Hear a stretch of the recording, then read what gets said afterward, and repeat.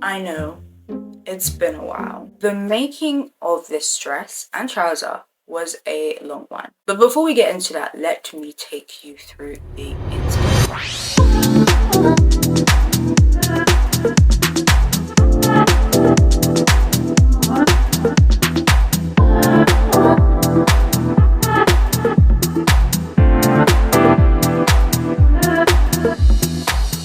When you think of exaggerations in necklines and dress shapes and corsets and cinched waists, you think of the 18th century era, the looks which were of course replicated in many fashion shows and runways. Initially this was meant to be my birthday dress. It ended up being a wedding guest dress. I came across a couple pictures on my Pinterest board and what struck me was the neckline. So I thought, how would I be able to do this myself? I also wanted the exaggerated, like, you know, the teacup, the bell curve shape of the skirt of the dress. And it didn't seem too hard considering my old workplace where I used to work, we did this quite a lot.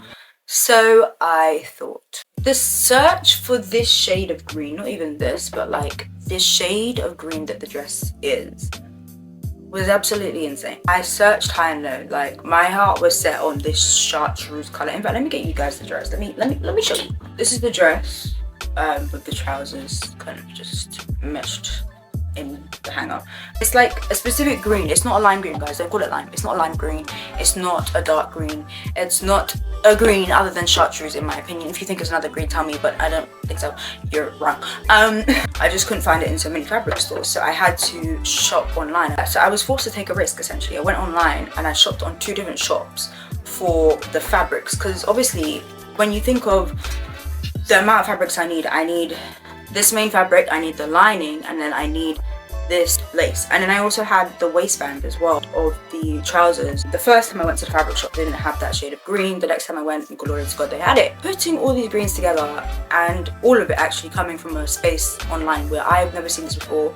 And typically when they cut into fabric, they're like, sister, you're not giving this back, like this is yours for the keeps. And I'm like, if this color doesn't work out, we are in a bit of a problem. But when it came before Christmas, it was perfect. Like I was just like, no, this is a godsend. Like, thank you Jesus for this right now, because this is the exact color that I'm talking about, at least close to the color that I had in my mind. There was nothing else that I was going to compromise on. This was that. Lining matched perfectly. It was beautiful. The fabric was gorgeous. Like, it's a crepe fabric, so it's quite thick, but you'll see how I kind of entered problems with this, especially because I added interfacing.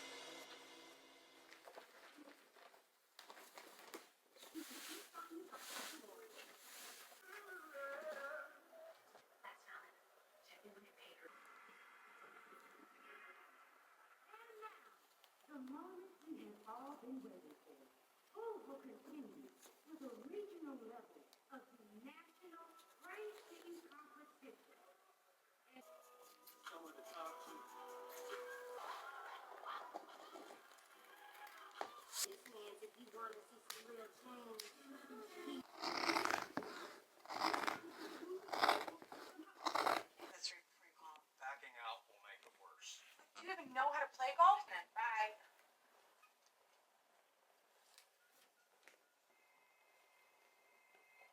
Forgot I had a Cool. So what do you feel like doing? I should film some. I'll catch up with you guys later. Have fun. I'll have a little later. So, is Logan the head of the group?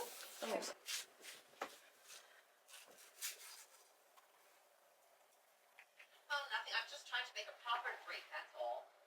Sorry about the change of plans. Hi. I'm sorry, who says that? We'll just have to have scotch neat. Super. I'd offer you wine, but all... What? Sitting next to each other?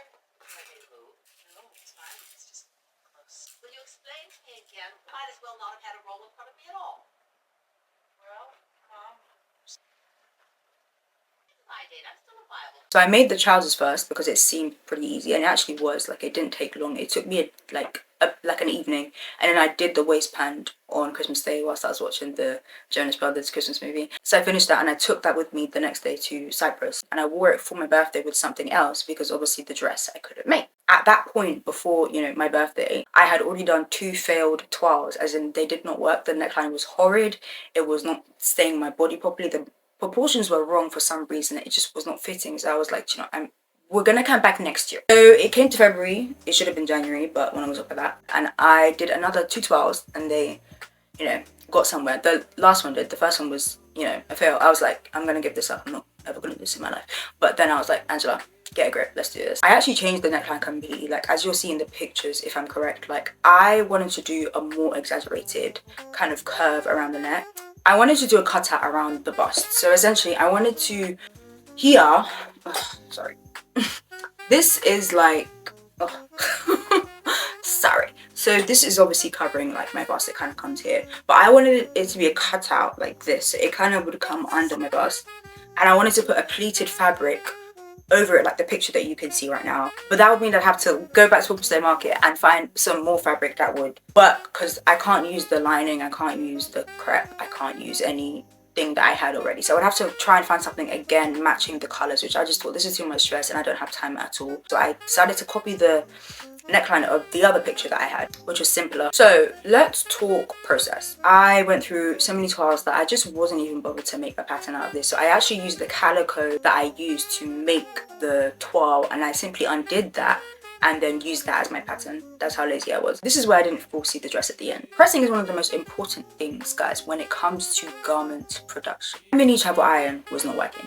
So I upgraded to my parents' iron upstairs, which had a lot more heat to it. Two mistakes I made, guys. I may not have pressed for long enough, right? So I think I got a bit lazy, but essentially, never be the seamstress that does not press your garment. Never be the seamstress that says, I will press my garment all at the end. No, you will regret it. You will regret it. You must press in the process. Isn't that a word? You will cry if you do that. I was questioning whether I bought this interfacing before, because I've used it before. I've used this type of interfacing before, but it was just not sticking. It was not sticking to the crepe. It was difficult, and I feel like I needed something of better quality. Secondly, I forgot that calico is the perfect buffer between a iron and your main actual fabric for not, you know, burning your garment, not burning my dress. So I remember back in my old job, we would use calico on top of the fabric that was used for the dresses, because, you know, putting the irons straight on can actually burn the dress, and it's like you've gone through all this effort and it's now burning. So I would see a little bit in the seams when I was pressing my own, and I was like, oh, like, Angela, remember, this is not what you're meant to be doing. But I think I was rushing so much that I just didn't put the calico. But I advise you to do it, because it allows you to keep the iron on the dress for longer and at a higher heat without any damage, thus of course providing that seamless look. Understitching was so difficult with this dress, because the neckline, the handles, it was just so hard to get in the corner. So I actually had to just leave a lot of those parts of pressing, because I couldn't actually physically get that in my machine. Now let's talk about what I would improve, guys. So firstly, the failed cap sleeve was quite sad, quite sad, considering the dress turned out, you know, quite lovely. I am not too fussed, but I just wanted to learn how to do a cap sleeve. If you don't know, like in the image that I showed you, I was trying to mimic the cap sleeve there, but it just did not. Yeah, guys, it was rubbish. I did it, I sewed it, and I understitched it. I did everything, and I tried it on, and I said, no, Angela, this is bad. And I feel like that was where my error was. It was doing all of the steps. Trying things on in the process is so important, so that you don't end up doing everything. It actually added on so many hours to my work, because I now had to undo it, take it out, and then restitch the dress so that it's now a short sleeve. Another thing that, you know, room for improvement was obviously the interfacing. Interfacing can be a bit of a nightmare. The dress was genuinely well made, but it just didn't look as good as I would have wanted to, honestly, because of the pressing. It just did, guys. It could look so much better. I promise you, my potential is high. I need some tips, guys. Like, if you know something that will be better other than interfacing, or if you know a better type of interfacing, or just something, because I feel like there are some fabrics that allow the dress to kind of sit in a nice kind of teacup bell curve shape on its own. Like, if I'm correct, I don't know.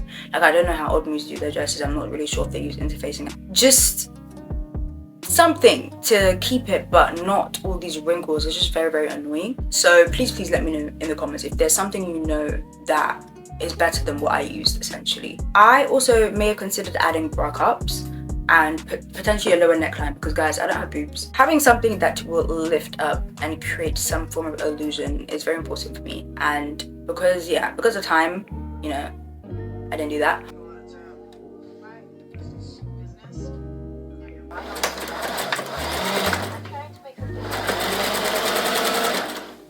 You're welcome. Today,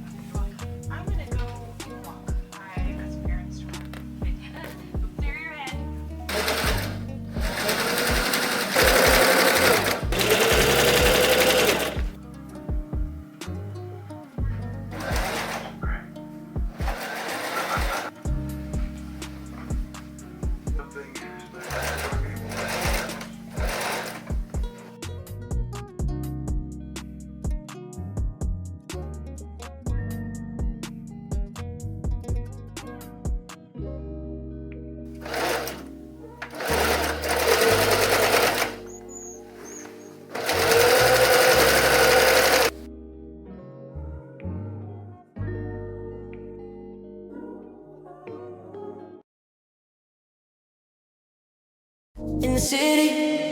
Remember you used to drive fine. I pick up whenever you call. In the parking lot in Tucson. Are you with me? In the Phantom with the roof gone. I pull up like Jimmy Neutron. I can help you get a move on. Like you haulin', I know. You like to go slow, but we could go faster. Tell me the password. Slide city, you know what that means. I'm coming up on you quickly. I'll bring nice things.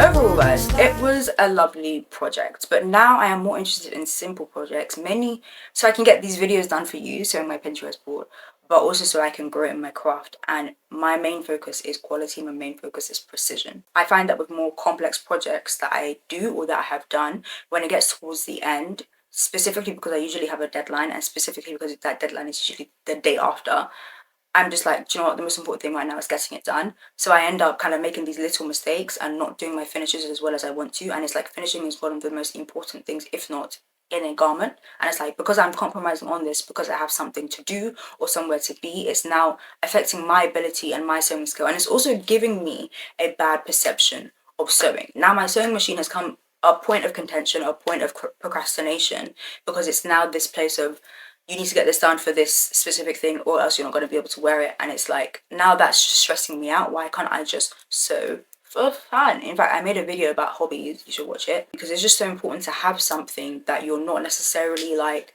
stressing out to do. Like if it's supposed to be fun, then this is not really making it fun.